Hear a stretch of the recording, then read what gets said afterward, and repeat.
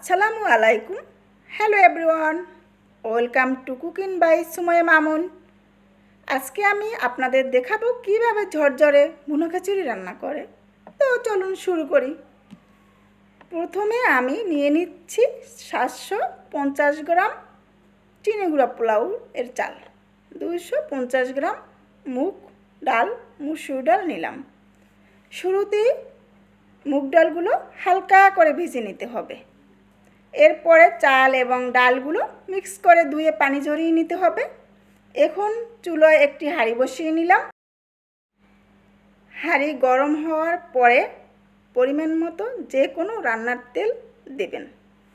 তো আমার পছন্দ সরিষার তেল, আমি সেটাই দিয়ে নিচ্ছি।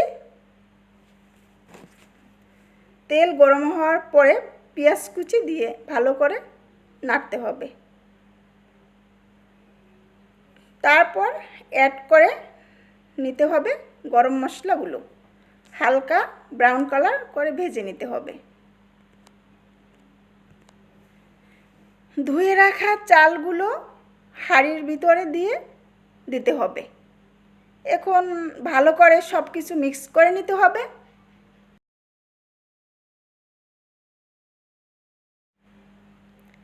এখন অ্যাড করে নিচ্ছি হাফ চা চামচ হলুদ গুঁড়া, 1 চা চামচ মরিচের গুঁড়া, হাফ চা চামচ জিরা গুঁড়া, হাফ চা চামচ ধনিয়ার গুঁড়া, 1 চা চামচ আদা বাটা, 1 চা চামচ রসুন বাটা, পরিমাণ মতো লবণ দিয়ে ভালোভাবে নেড়ে নিচ্ছি। এখন অ্যাড করে নিচ্ছি 5-7টি কাঁচামরিচ।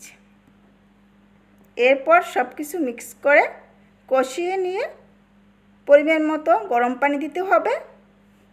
যে পরিমাণ চাল ডাল নেবেন ঠিক তার দ্বিগুণ পরিমাণ পানি অ্যাড করতে হবে।